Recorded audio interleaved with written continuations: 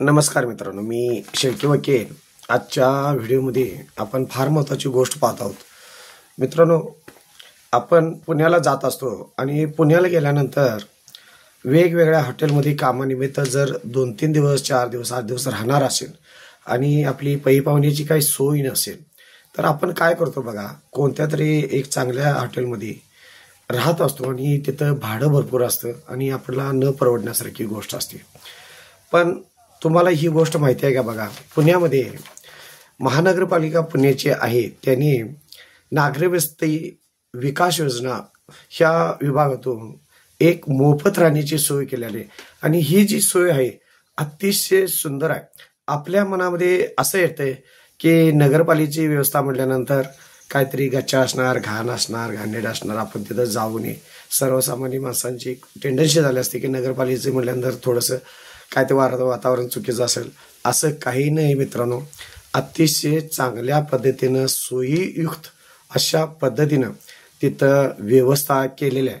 मित्रांनो, ह्या पत्त्यावर नागरी वस्ती विकास योजना विभाग, मोले दिना हॉल, पार्किंग प्लाझा, PMT वाहनतळ इमारत, पुणे स्टेशन जवळ.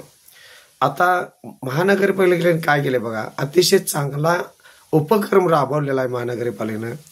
3 ठिकाणी अशा पद्धतीनं मोफत राहण्याची सोय मित्रांनो केलेली आहे. पहिलं ठिकाण आहे पुण्यामध्ये येरवडे इथं, दुसरं ठिकाण आहे स्टेशनच्या जवळ PMT वाहनतळ इथं गेलेलं आहे आणि तिसरं नवी पेठ. ह्या तिन्ही ठिकाणी चांगल्या पद्धतीनं राहण्याची सोय केलेली आहे.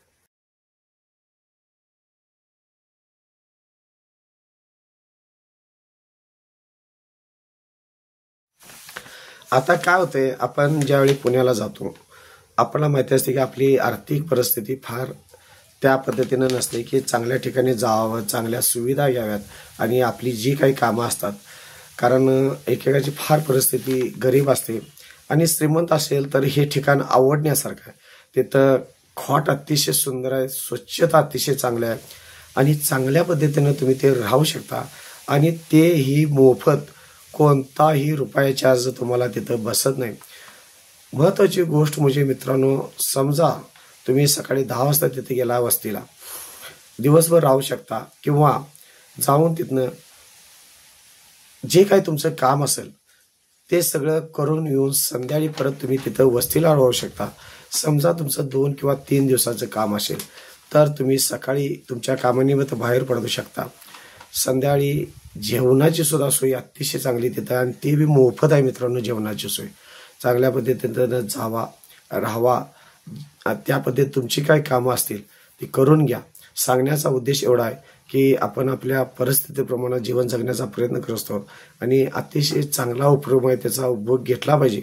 मित्रांनो, तिथं जात असताना महत्त्वाची गोष्ट आहे, एक आयडेंटिटी साईज तुमचा फोटो आणि आधार कार्ड असं गरजेचं आहे. आधार कार्ड पाहिजेच, त्याच्याशिवाय तुम्हाला तिथं परमिशन राहायला मिळणार नाही. तर ह्या 2 गोष्टी जर तुमच्याकडे असतील तर अतिशय चांगल्या पद्धतीने तिथं जाऊन राहू शकतात.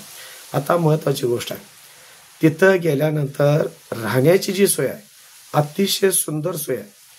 खाट, गाद्या त्या पद्धतीनं अंगावर अतिशय सुंदर पद्धतीनं दिलेला आहे. त्याचबरोबर तिथली जी व्यवस्था आहे म्हणजे स्वच्छता आहे ती अगदी नीटनेटकी स्वच्छता आहे.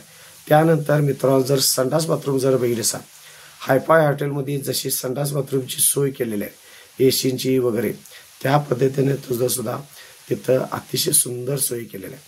कधीही गेलासा तर पुण्यामध्ये मोलो दिनी हॉल, पार्किंग प्लाझा, नागरी वस्ती विभाग योजना, PMT वाहनतळ इमारत, पुणे स्टेशनजवळ, त्याच पद्धतीने इथे एक आहे, येरवडा इथे एक आहे आणि नवी पेठ इथे एक, अशा 3 जागी ह्या राहण्याच्या व्यवस्था केलेल्या आहे. कारण ही राहण्याची व्यवस्था आहे ही सर्वसामान्य जी पुण्याला लोक येतात, वेगवेगळ्या महाराष्ट्रातून बाहेरून येतात किंवा बाहेरच्या आपल्या देशातून सगळी लोक येतात, त्यांना कुठं राहायचा हा फार मोठा प्रश्न असतो मित्रांनो.